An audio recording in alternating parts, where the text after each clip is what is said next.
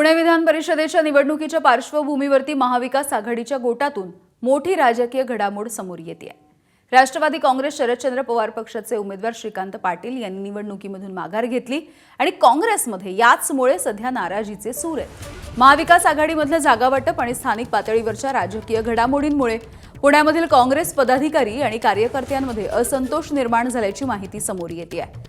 या पार्श्वभूमीवरती काँग्रेसच्या पुणे शहराध्यक्ष दीप्ती चौधरी यांनी पक्षश्रेष्ठींना पुण्यामधल्या काँग्रेस नेत्यांची नाराजी कळवलेली आहे.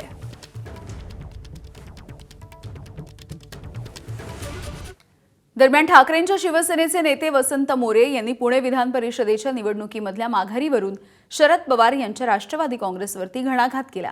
शरद पवार यांच्या राष्ट्रवादीकडून पाठीत खंजीर खुपसण्याचं काम केल्याची टीका त्यांनी केली. तसंच पुण्यामध्ये शरद पवार यांच्या राष्ट्रवादीमुळे महाविकास आघाडीमधून बाहेर पडण्याचा विचार आहे. दोन्ही राष्ट्रवादी आतून एकच आहेत असंही त्यांनी म्हटलं.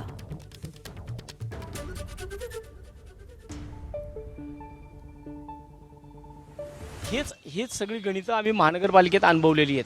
आता मला वाटतं की हे राज्याच्या समोर पहिल्यांदा आलं, परंतु महानगरपालिकेत 4-5 महिन्यापूर्वी ज्यावेळेस ह्या निवडणुका झाल्या त्यावेळेसपासून मी हे अनुभवतोय.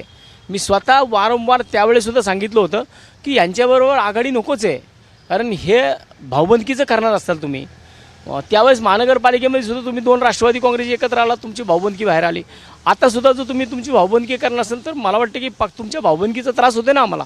तर मला वाटतं की महानगरपालिकेच्या निवडणुकांपासून हे विश्वासघात करण्याचं काम चालू आहे याच्यामध्ये.